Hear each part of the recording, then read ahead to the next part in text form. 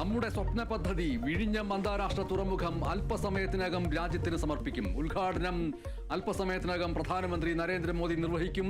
മുഖ്യമന്ത്രിയും ഗവർണറും അടക്കമുള്ളവർ വേദിയിൽ. കനത്ത സുരക്ഷാ വലയത്തിൽ തലസ്ഥാനം. തുറമുഖം കാണാൻ എത്തിയത് നിരവധി പേർ.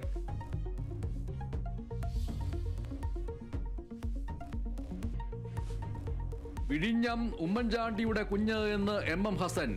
വിഴിഞ്ഞം ക്രെഡിറ്റിനെ ചൊല്ലിയുള്ള തർക്കത്തിനിടെ ഉമ്മൻചാണ്ടിയുടെ കല്ലറയിലെത്തി പ്രാർത്ഥിച്ച് കോൺഗ്രസ് നേതാക്കൾ.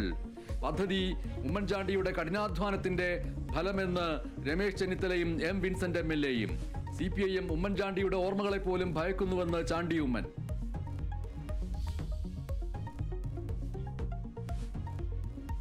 ഡൽഹിയിൽ കനത്ത മഴയിലും കാറ്റിലും 4 മരണം. വീടിന് മുകളിൽ മരം വീണ് ദ്വാരകയിൽ അമ്മയും 3 കുട്ടികളും മരിച്ചു. നഗരത്തിലെ പലയിടങ്ങളിലും വെള്ളക്കെട്ട്. വ്യോമഗതാഗതം തടസ്സപ്പെട്ടു. 2 ദിവസം കൂടി കനത്ത മഴ തുടരുമെന്ന് മുന്നറിയിപ്പ്. തലസ്ഥാനത്ത് റെഡ് അലർട്ട്.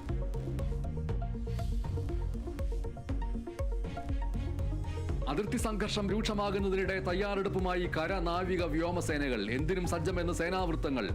ഇന്ത്യൻ മേഖലയ്ക്കുള്ളിൽ പ്രവേശിച്ചാൽ തകർക്കുമെന്ന് പാകിസ്ഥാനോട് നാവികസേന. നിയന്ത്രണ രേഖയിൽ കൂടുതൽ പടക്കോപ്പുകൾ എത്തിച്ച കരസേന.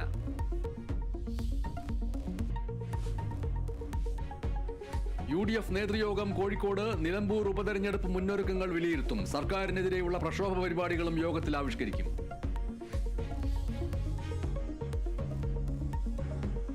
മാസപ്പടിക്കേസിൽ SFIOയുടെ തുടർ നടപടികൾ തടയണമെന്ന CMRL ഹർജി ഇന്ന് ഡൽഹി ഹൈക്കോടതിയിൽ. അന്വേഷണം ചോദ്യം ചെയ്തുള്ള ഹർജിയിൽ ജസ്റ്റിസ് സുബ്രഹ്മണ്യം പ്രസാദ് വാദം കേൾക്കും. ഹർജി തീർപ്പാക്കും വരെ തുടർ നടപടികൾ പാടില്ല എന്ന നിർദ്ദേശം തള്ളി SFIO.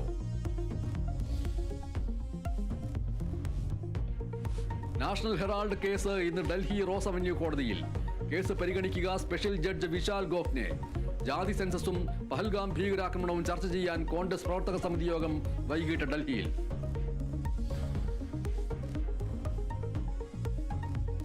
IPL-ൽ പ്ലേ ഓഫ് കാണാതെ പുറത്തായതിന്റെ നിരാശയിൽ രാജസ്ഥാൻ റോയൽസ് ആരാധകർ. മുംബൈയുടെ ജയം രാജസ്ഥാനെതിരെ 100 റൺസിന്.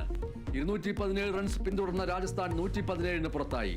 തുടർച്ചയായ 6ാം ജയത്തോടെ മുംബൈ പോയിന്റ് പട്ടികയിൽ 1ാം സ്ഥാനത്ത്. ഇന്ന് ഗുജറാത്ത് ടൈറ്റൻസ് സൺറൈസേഴ്സ് ഹൈദരാബാദിനെ നേരിടും. മത്സരം രാത്രി 7:30 ഹൈദരാബാദിൽ.